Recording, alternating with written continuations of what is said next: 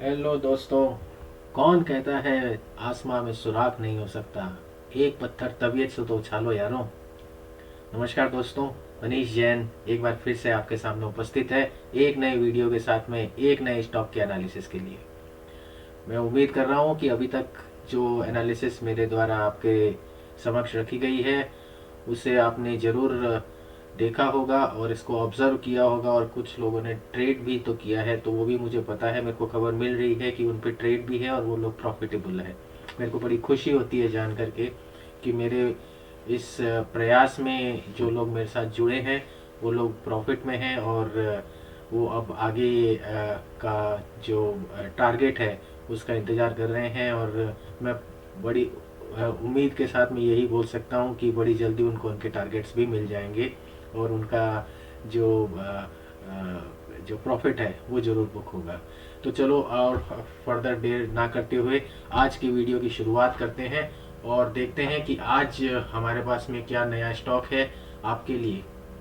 तो मेरे को 2 मिनट दीजिए, बस मैं अपना वीडियो सेट करके अभी आपके सामने ये प्रस्तुत करता हूँ।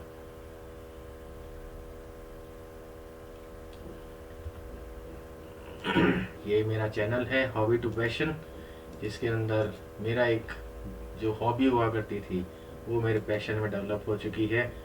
और स्टॉक एनालिसिस आपको पता है मेरा एक बड़ा ही पैशनेट काम मेरा है। मैं अपने बारे में छोटी सी इंट्रोडक्शन आपको फटाफट दे दूं। एक टेक्नो फंडामेंटल एनालिस्ट हूँ। हर तरह के इंस्ट्रूमेंट्स, फाइनेंशियल इंस्ट्रूमेंट्स को मैं एनालाइज करता हूँ टेक्निकली और फंडामेंटली, जिसके अंदर bonds, crypto, stocks, derivatives, forex और ईटीएफ्स होते हैं। मैं एक इन्वेस्टर भी हूँ और एक डिसिप्लिन ट्रेडर भी हूँ। और मेरे को स्पेकुलेशन अच्छा नहीं लगता, पसंद नहीं करता मैं, मेरी निजी राय है, इसलिए मैं स्पेकुलेटर नहीं हूँ। और हो सकता है कि जो ये मेरे जो ऑब्जर्वेशन है वो कुछ रीडर्स इसके साथ इत्तेफाक ना रखते हों, ये पॉसिबल है। ये एक डिस्क्लेमर है इम्पॉर्टेंट कि ये जितने भी स्टॉक मार्केट के रिकमेंडेशन है ये मेरी निजी राय है। मैं किसी को ये परसुएड करने की कोशिश नहीं कर रहा हूँ कि आप इन रिकमेंडेशंस के ऊपर आप ट्रेड लीजिए और अपना प्रॉफिट के या जो भी लॉसेस के हैं उसके तरफ अग्रसर होइए। मेरे कतई ये इच्छा नहीं रहेगी। लेकिन हाँ, ये जरूर कहूँगा कि इसके अंदर जो भी नफ़ा या नुकसान होता है उसके लिए चैनल या मैं या मेरी टीम का कोई भी सदस्य इसके लिए आपका नफ़े या नुकसान का भागीदार नहीं होगा। इसलिए मैं चाहूँगा कि आप जब भी ये ट्रेड इसकी रिकमेंडेशन के ऊपर आप देखें तो अपने वित्तीय सलाहकार से एक बार, फाइनेंशियल एडवाइज़र से आप एक बार ज़रूर इसके बारे में सलाह मशवरा करें, उसके बाद ही इसके ऊपर अग्रसर हों। चलिए आगे बढ़ते हैं, आज के स्टॉक के बारे में जानकारी लेते हैं। आज का स्टॉक है भारत पेट्रोलियम। भारत पेट्रोलियम आप सब जानते हैं कि एक नवरत्न है और प्रेसिडेंट ऑफ इंडिया भी इसके एक प्रमुख शेयर होल्डर हैं, जो कि ओवर 52% उनके पास में इसकी शेयर होल्डिंग है, जो कि एक बहुत स्ट्रॉन्ग पॉइंट है इसका फंडामेंटली, कि अगर प्रेसिडेंट ऑफ इंडिया भी अगर इसके शेयर होल्डर हैं तो ये कंपनी पीछे भी अच्छा करती आई और भविष्य में भी अच्छा करती रहेगी। ये बड़ी एक पॉजिटिव पॉइंट में लेकर के चलता हूँ। फंडामेंटली और बैकग्राउंड में थोड़ा सा इसका फटाफट आपके सामने रखना चाहूँगा। सॉरी। 24 जनवरी 1976 को ये एक कंपनी थी, भारत रिफाइंड, ये बर्मा शेल, जिसको भारत रिफाइनरीज ने 100% अपना स्टेक उसके अंदर ले लिया था। और ये बर्मा शेल ब्रिटिश टाइम की कंपनी हुआ करती थी, जो रिफाइनरीज, ऑयल रिफाइनरीज में काम करती थी। उसको भारत की कंपनी थी, भारत रिफाइनरीज लिमिटेड, जिसने उसका 100% स्टेक ले लिया था। ये पब्लिक सेक्टर एंटरप्राइज थी और ये भारत रिफाइनरीज लिमिटेड ही आगे चल के हमारी जो भारत पेट्रोलियम कॉरपोरेशन बीपीसीएल बनी है। इस बीपीसीएल में इसके जो मेन प्रोडक्ट्स हैं ये हम सब जानते हैं: LPG, motor spirit, high speed diesel, SKO, ATF और नेफ्था है। इससे हमारे सारी गाड़ियाँ चलती हैं, हमारे एयरप्लेन चलते हैं, और क्या नहीं चलता। मतलब इकोनॉमी एक तरह से पेट्रोलियम के ऊपर अगर है तो उसमें भारत पेट्रोलियम का एक बहुत महत्वपूर्ण योगदान है।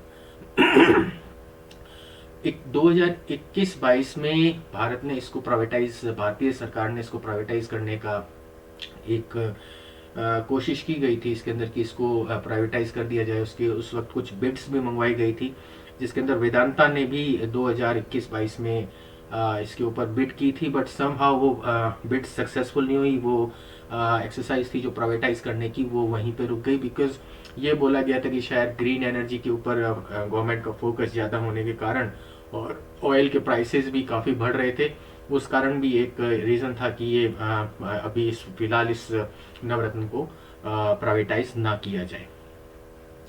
इस शेयर ने अपनी लाइफ टाइम हाई 551 रुपया 55 पैसा अक्टूबर 2017 में अचीव किया था, और लाइफ टाइम लो था 70 रुपया 70 पैसा दिसंबर 2000 में ये इसने अचीव किया था।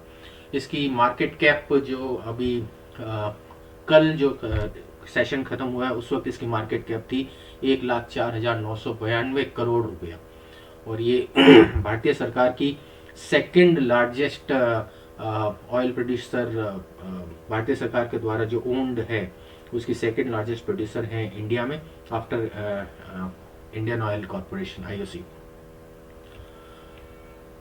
इसकी पीयर टू पीयर, अब फंडामेंटल्स की तरफ जा रहा हूँ। पीयर टू पीयर कंपैरिजन अगर मैं करता हूँ तो इसके पीयर इमीडिएट जो पीयर कंपनीज हैं जो मेरे को समझ में आती है, जिनका मैंने इसके अंदर एनालिसिस के अंदर कंपैरिजन किया है इस अपनी मेन कंपनी भारत पेट्रोलियम के साथ में, और ये मैं बता दूं आपको कि ट्रेलिंग 12 मंथ्स है ये, मतलब दिसंबर से दिसंबर के बीच का जो 12 मंथ्स हैं, जो 4 क्वार्टर गए हैं, उन क्वार्टर्स का हमने इसका कंपैरिजन किया है ताकि ये और ज़्यादा रियलिस्टिक लग सके। तो ये मैंने इसकी कंपैरिजन की है हिंदुस्तान पेट्रोलियम और HPCL और IOCL। इसकी मार्केट कैप ऑब्वियसली 1,04,992 करोड़ जैसे मैंने बताया था, और भारत इंडियन ऑयल की है 2,10,000 करोड़। इनका रेवेन्यू 5,11,000 करोड़ है, उसका 8,93,000 करोड़ है। इसका सबसे इम्पॉर्टेंट चीज़ जो मैं आपको नज़र में लाना चाहूँगा वो है इसका net profit margin. Net profit margin है 4.95%, जो इंडस्ट्री में एक बड़ा अच्छा सम्मानजनक माना जाता है इस पर्टिकुलर इंडस्ट्री में। और रिटर्न ऑन इक्विटी जो है वो 46.81% है, जो इस सेक्टर की बेस्ट है। और जो प्राइस टू बुक वैल्यू है, इसका price to book value 1.48 times है। हम इसके कुछ रेशियोज को कंपैरिजन करते हैं। रेशियोज में इसके अंदर रिटर्न ऑन एसेट्स जो है 12.47%, जो best, one of the best है। ऐसे ही EBIT margin, earning before interest and taxation का मार्जिन जो है 7.35% है, जो कि एक अच्छा माना जाता, कह सकते हैं हम संतोषजनक एक मार्जिन है इसके अंदर। और इसका फिर डेट टू इक्विटी रेशियो 0.46, जो आइडियली 2:1 भी होता है, अगर ये 2 भी होता तो भी एक सम्मानजनक होता, ये तो 0.46 है, जो कि एकदम नॉमिनल है, दैट इज नथिंग। और इंटरेस्ट कवरेज, जो ये डेट ले रखा है उसका जो इंटरेस्ट कवरेज अगर देखा जाए, प्रॉफिट की कितना टाइम्स प्रॉफिट इसको कवर कर लेता है, जो इंटरेस्ट का इसका अभी 12 मंथ्स में जो इसका खर्चा हुआ है, तो 9.59 टाइम्स जितना इसका इंटरेस्ट का खर्चा हो उसको प्रॉफिट इसको मीट कर सकता है। So it is fully secured thing we can से।